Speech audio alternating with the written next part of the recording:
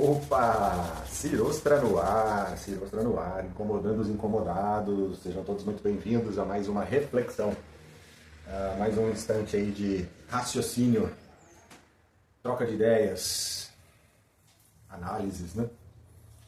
Eu acredito que é importante demais nós dedicarmos alguns instantes para olhar um pouquinho para dentro, olhar um pouco para dentro de nós e perceber talvez o que há de maior, ou o que há de mais importante, ou o que há de mais essencial, porque até mesmo quando a gente pega as passagens bíblicas, né, a própria palavra ela sugere que o reino está dentro de nós. Essa ideia, né, com todo respeito, eu não estou falando ideia como se fosse algo qualquer, mas não é sobre isso, eu entendo que é sagrado, né? Mas eu considero uma ideia porque assim, é um convite à reflexão, né? O reino está dentro de vós. Ou seja, muitas das vezes eu estou procurando a solução das coisas, né, do lado de fora. E para fora é só a manifestação de coisas que nem sempre tem a ver com o essencial, nem sempre. As expressões, as manifestações, as criações, em alguns momentos, elas são campo de experiência, campo de experiência. E hoje eu vou tocar algumas ideias, mais ou menos sobre isso, porque muito do que acontece conosco por de repente nós ainda não termos o conhecimento ou não termos as habilidades que são sugeridas, talvez, né? Com o tempo a gente vai amadurecendo e aí vamos sentindo que tanto estamos desenvolvendo habilidades como em certos momentos percebemos também que existe uma falta de habilidade. E quando a gente se dá conta disso, começa a surgir a oportunidade de encontrar maneiras de buscar desenvolver isso. Então, vamos lá. Hoje eu quero conversar com vocês sobre a experiência. Eu vou trocar nas canetas porque elas às vezes dão uma falhadinha. Experiência humana. Nós vamos falar sobre a experiência humana da Caleb, né? O que nós encontramos aqui? Vamos pensar o seguinte: a gente nasce, né? Nós nascemos. E em um determinado momento, seja por ordem natural, ou seja por alguma fatalidade ou alguma eventualidade, nós morremos. Certo? Então, nascemos e morremos. Bom, no meio disso acontece algo importantíssimo. E eu considero, e estou sugerindo que a gente considere como importantíssimo, não que esteja desmerecendo também essas duas experiências, né, de nascer e de morrer. Porque aqui também existe um valor para esses dois pontos também. Contudo, algo muito interessante e muito importante para nós é a vida orgânica. E vocês vão entender porque eu estou sugerindo aqui da gente pensar como vida orgânica e não só falando vida. Eu vou explicar isso. Dentro dessa experiência aqui humana, nós vamos passando por processos de ganhos. A caneta deu uma falhadinha, vamos ver aqui. De ganhos e processos de perdas, né? Dentro desses ganhos, vamos considerar que nós temos acertos, certo? Acertos. E dentro dessas perdas, vamos considerar que nós temos erros, certo? O que acontece? Eu aqui, eu batalho, ou até mesmo eu sou ensinado a batalhar para alcançar ganhos desde criança.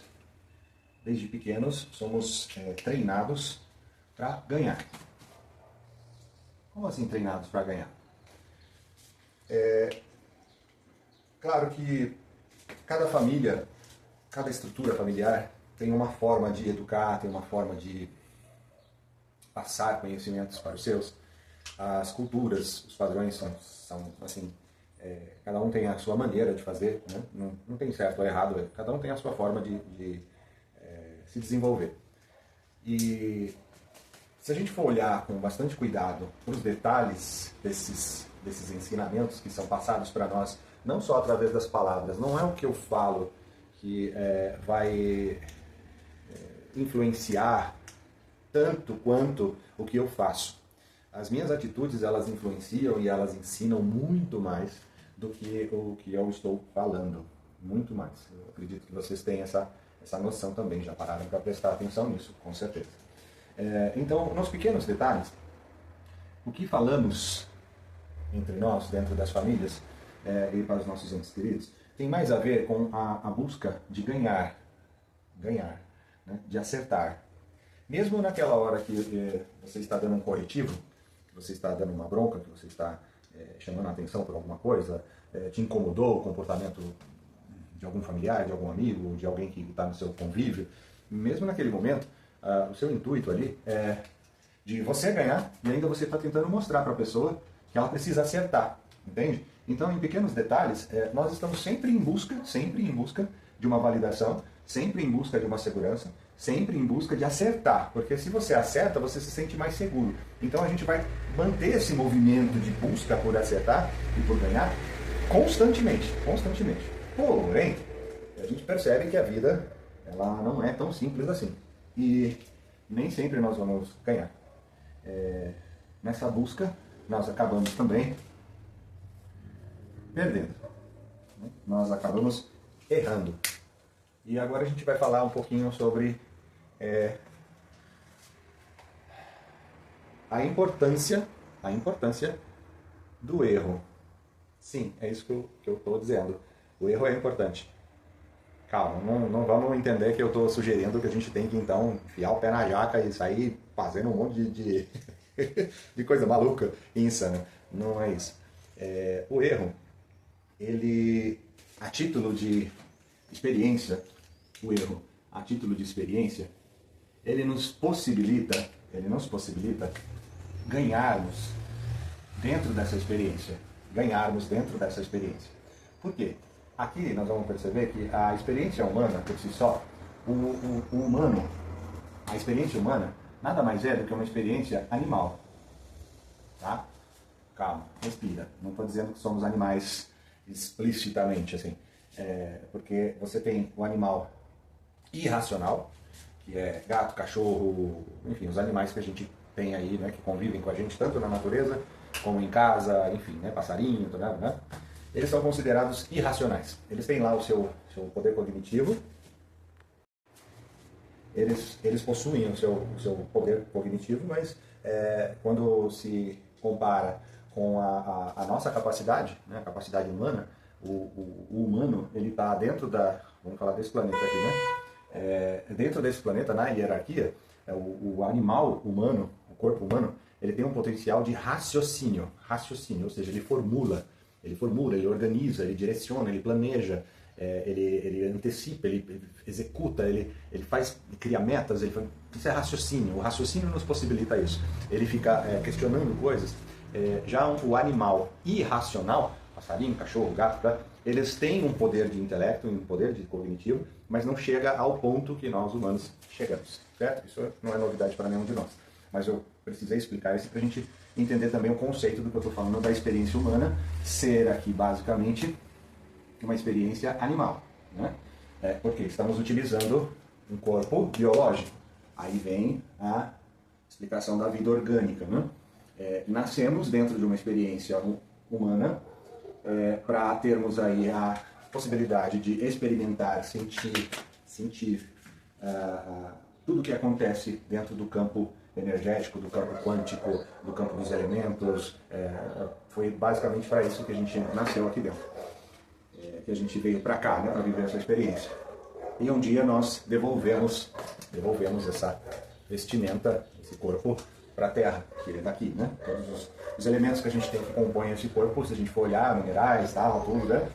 Tudo pertence aqui à Terra. Tudo pertence à Terra.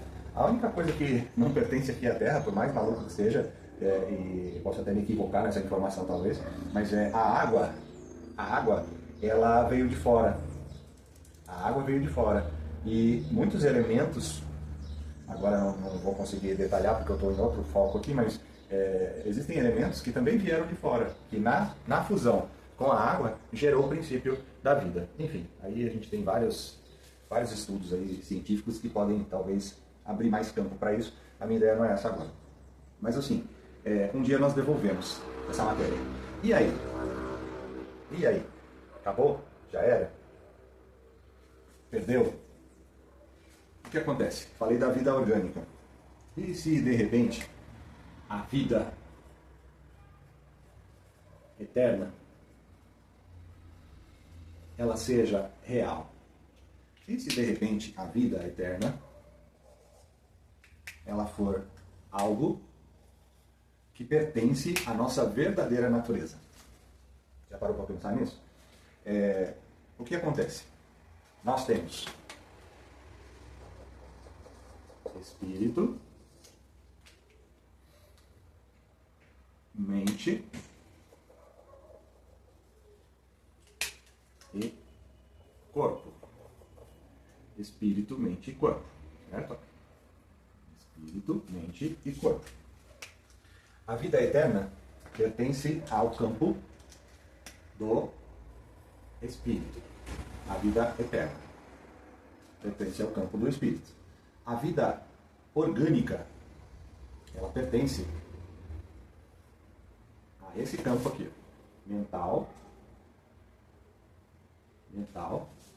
e físico. A vida orgânica. Então, aqui tem uma setinha, tá?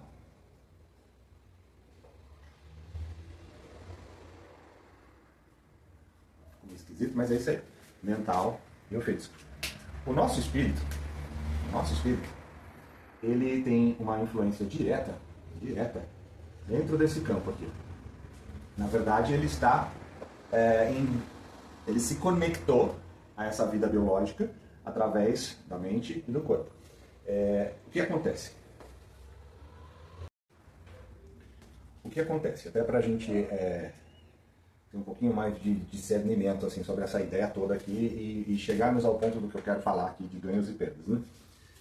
A primeira coisa que é formada quando ali depois de uns dias, se não me engano, depois de 20 dias de gestação, depois que o espermatozoide fez a fecundação e tal, tudo, após 20 dias, se não me falha a memória, se eu não estou me equivocando, a primeira coisa que se forma, sabe o que é?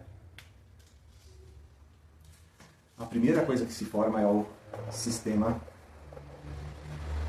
não é que se forma, né? Que começa a se desenvolver. A primeira coisa que começa a se desenvolver dentro desse embrião, dentro dessa gestação, é o sistema nervoso.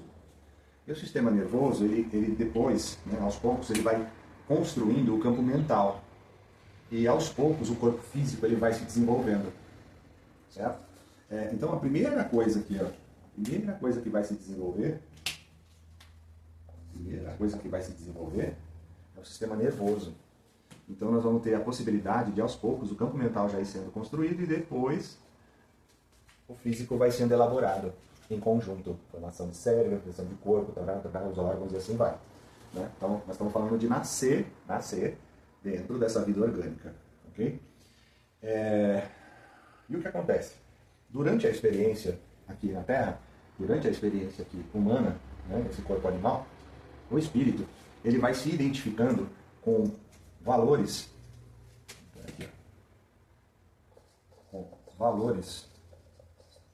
e princípios que são ensinados para ele. E além do que é ensinado para ele, aos poucos esse espírito ele vai identificando o que é interessante para ele e o que não é. Por isso que enquanto criança nós temos o desenvolvimento da personalidade. A partir dos 7 anos a personalidade já fica mais difícil de ser moldada, de ser mexida.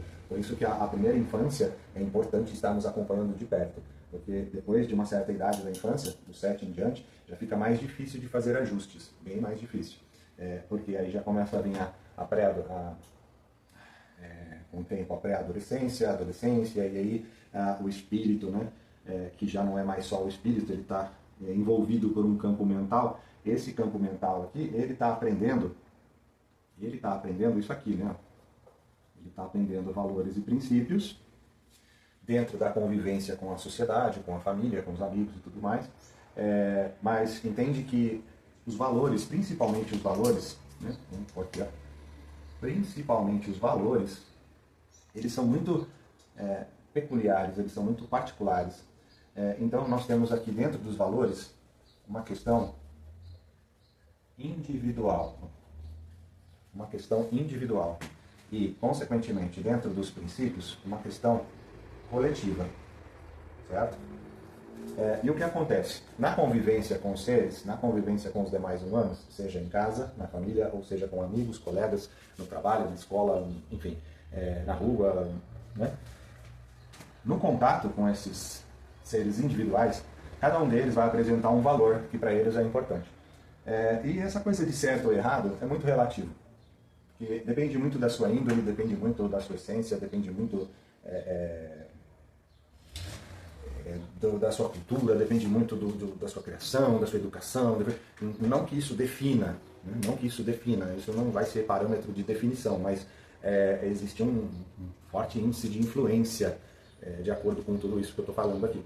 Então, os valores individuais de cada indivíduo, de cada humano, pode tanto tender para um lado que é interessante para ele, mas que para outros é negativo, e como também pode tender para um outro lado que é interessante para ele, é positivo para ele, mas para o outro é negativo, entende? Então, às vezes o que é verdade para mim é mentira para você, e vice-versa. E às vezes o que é bom para mim pode ser ruim para você, entende? Então os valores, eles são muito particulares e peculiares. O que ajuda dentro da experiência humana para que a gente não tenha a extinção, para que a gente não se acabe, se destrua,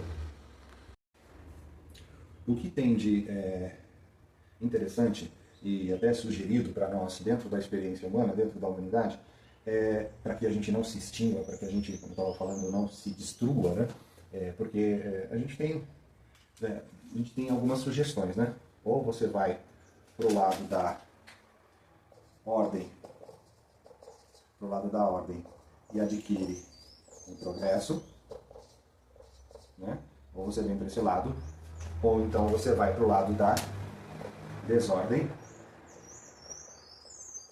e acaba entrando em completo caos. Aqui a gente tem um paradoxo bem interessante, porque ambos são importantes. Tanto ordem e progresso é importante, como desordem e caos também é importante. Mas o ideal é aqui, ó. É chegar num ponto onde esse fala com esse, né? A ordem fala com a desordem, o caos conversa com o progresso, e aí cria-se um equilíbrio. O que é esse equilíbrio aqui? O que seria esse equilíbrio? Esse equilíbrio está ligado diretamente aos princípios. Como assim? Para qualquer criação, o interessante seria que ela fosse se metamorfase, se transforma, metamorfase, fugiu. Se você souber a palavra aí agora, tá uma metamorfose, né? Metamorfoseando. A criação, se ela for se metamorfoseando, ó, é mais interessante, né? Uma evolução, uma transformação. É mais interessante, porque qual o sentido de criar algo, tipo, só para essa coisa se destruir depois? Qual seria o sentido? Não é interessante depois ter a possibilidade de transformar essa ideia em algo ainda melhor? Não seria interessante? Eu acredito que sim. Tudo é renovável, tudo é passível de uma transformação, ressignificação, tudo. Então, o que acontece? Esse equilíbrio aqui, ele é pautado em cima dos princípios. Porque a ideia é que a gente tenha o cuidado de sempre prestar atenção no coletivo, no efeito colateral do que eu estou fazendo. os meus pensamentos, os meus sentimentos e as minhas atitudes geram um efeito colateral, geram ondas, geram frequências, geram energias para dentro do todo, para dentro da criação. E essas energias, elas vão colaborar ou para desordem e caos, ou para a ordem e progresso. Para um desses dois lados, para uma dessas duas vertentes. Aonde é sugerido eu procurar manter a minha atenção e o meu foco? No centro, no equilíbrio. Que é o quê? Um pouquinho, é como se você fosse temperar uma comida. Você pega um pouquinho de sal, um pouquinho de açúcar, põe na água e vai medindo ali para não ficar nem tão salgado, nem tão doce. Você vai chegando no ponto de equilíbrio. Entende? Para quê? Para que a gente possa continuar expandindo o campo de experiência. Continuar expandindo. Enfim, vamos lá.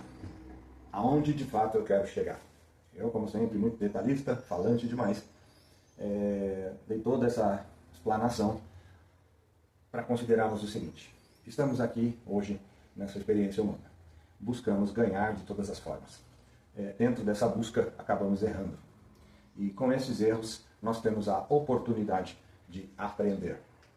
E como que você aprende? Né? Vamos por lá. Aprender.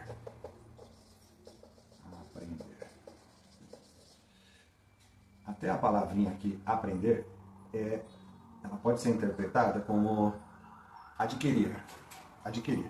Adquirir o quê? Conhecimento. Certo? Só que o conhecimento, ele só vai te ajudar se você colocar em prática. Se você pegar esse conhecimento e colocar em prática.